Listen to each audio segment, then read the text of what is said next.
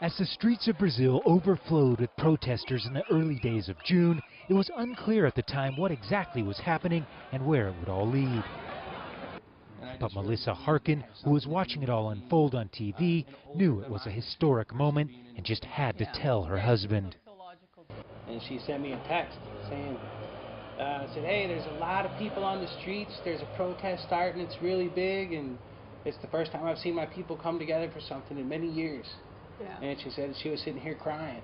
And I think every day we hear complaints, you know, and then you ask yourself, what are you doing to provoke a change? Their answer was simple: join the protests instead of just watching them from their living room.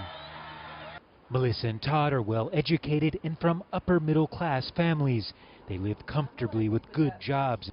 But despite this, both of them felt they too had something deeply at stake with the protests.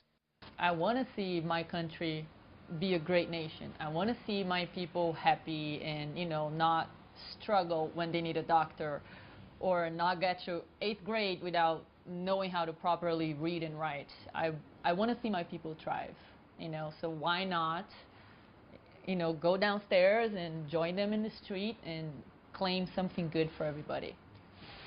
Todd and Melissa Harkin perfectly represent the larger cross-section of society that took to the streets in protest.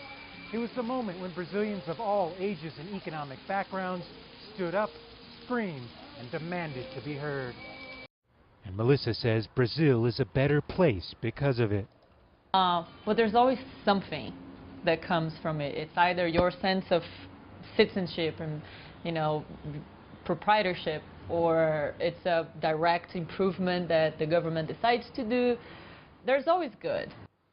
And this is one husband and wife team of many who helped make it happen, and they say they will likely take to the streets once more should the people protest again.